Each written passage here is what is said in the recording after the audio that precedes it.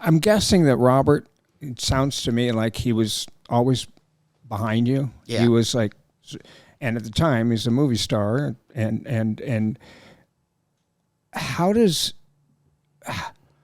you get that movie made? Is it that you have a script that you ended up shooting, and I'm sure it changed while you were shooting it in pre and stuff like that, Sure. and maybe rehearsals, but how does that movie get put together, and who puts that together for you? And how does that, with you directing? Yeah, like, totally insane. It makes no sense, and it keeps getting weirder because the thing was this, this. Remember, so I'd been doing these little shorts, but when I say shorts, I mean like me and Jake in an double room making My Friend from Prison mixed with Leprechaun 3, like Insanity. and I remember we got to like 5 minutes, a 5-minute short, and I was like, how long are movies? It's back to that again. Yeah. 100 minutes, okay. We're 20th of the way there, I said, maybe we can do it.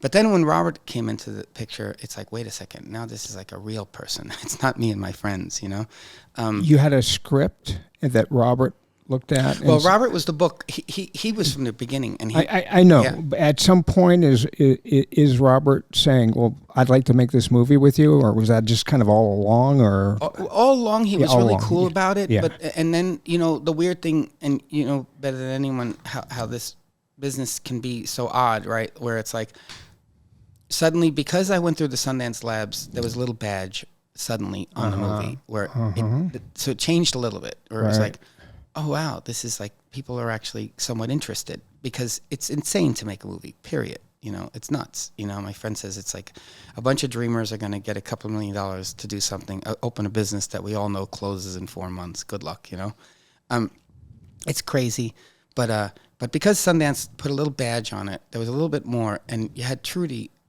so, and Sting and Robert, so there was like a little world that I kind of got into that was really odd, but I was like, there's something here, like I could do this as a job for now, like to me it's always like just anything I could do, when I got my job at Elias, my plan in my head was to save enough money that I can go back to New York and get a hack license, because I couldn't even get a cab license, I just wanted a job. So I thought, this is a possibility. And I thought, I think I can direct this thing. I didn't know how to ask, and going through the labs, and because I got to go through that bit, I felt like I had a little bit of a badge, but still scared. And I was putting it into Robert's head, like, maybe it's your idea. And then one day he says, why don't you direct it? And I said, I don't know, like he said the magic words that you've been waiting for. I couldn't believe, Yeah. And then I said, I don't know. Trudy'd never go for it. And he says, I don't know. Let me give her a call. So Trudy calls me up and says, well, now Mr. Downey thinks you can direct this. And I said, look, Trudy, I swear I think I can. I know it sounds crazy. She goes, you didn't know what INT meant last month. And she's right. I didn't. And I know it's crazy, but I thought, give me a shot, and she gave me a shot that no one would ever get. It was one of those moments, right? And she said, Robert said he'll do a short with you. It's got to be 7 minutes long, and I want it to feel like the film. And if I like it, you got the shot. You can't ask for a better. So she was able to finance it for you, or there's she no was money. She said, she's like, you figure out how to do everything else for free. You can figure out how to do this for free. The movie? No, a 7-minute short. Okay, go ahead. So Robert, I went to a music rehearsal studio in Hollywood called Swing House. It was $15 an hour. I rented it out for 4 hours at $60. And Robert came in and had him read from a book. Like Lenny Bruce, I love the movie Lenny. Yeah, I know sure. Yeah, great movie, Dustin Hoffman. So I had him. Bob Fosse, is that right, Jim? Bob Fosse, yes, absolutely, Bob Fosse for sure. Incredible, yeah. Go ahead. So Robert just sat up there and read. I didn't know what I was going to do with it, but I thought it looked good. My friend had a camera out here, Chad Cooperman, out in the valley. He brought a camera down and we shot it. And then I had a wind-up camera that I got from I think they use it for car crashes, like some little junky camera. And I didn't realize that when you're filming, if I'm looking at you, it's filming over here.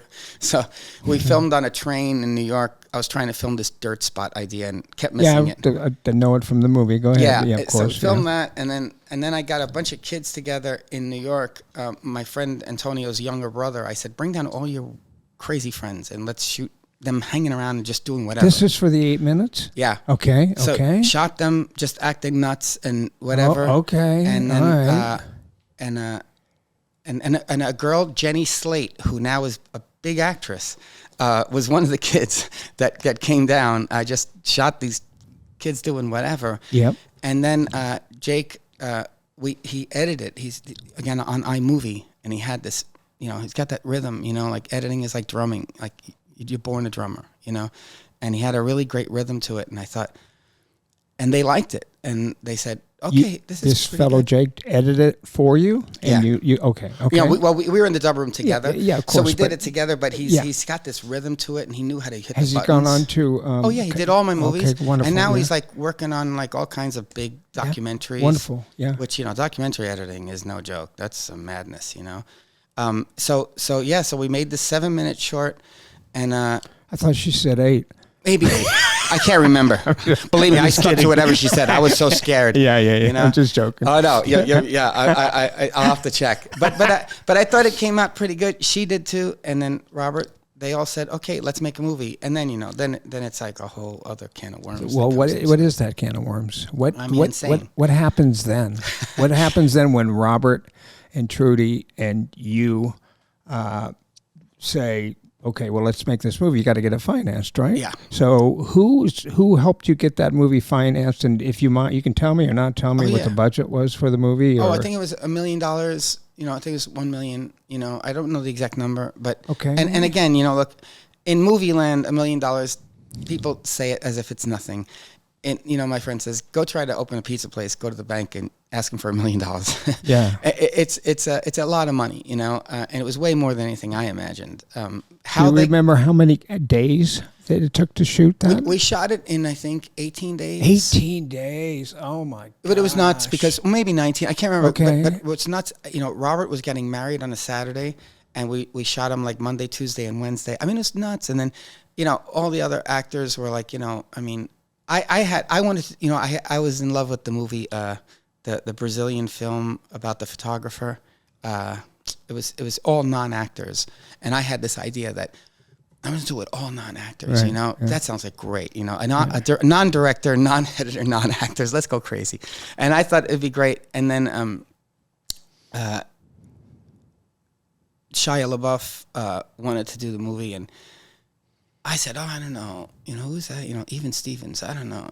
And he put himself on a VHS tape, and I said, man. And I had this thought in my head. Oh no, I got these kids in New York that I know that never acted before. They're gonna be great. Yeah. And Shia did this audition, and I said, "Oh wow, this guy's pretty good," And then, the actors that started showing up to it, Channing Tatum, he wasn't the guy I wrote was impossible to love.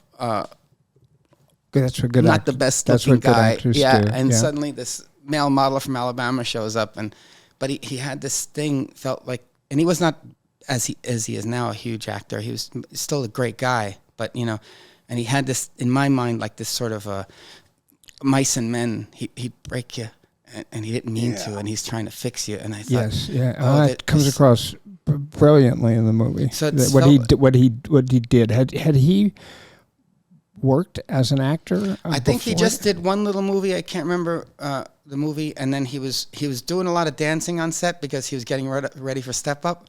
And I remember thinking, "What are you doing? I didn't know you could dance."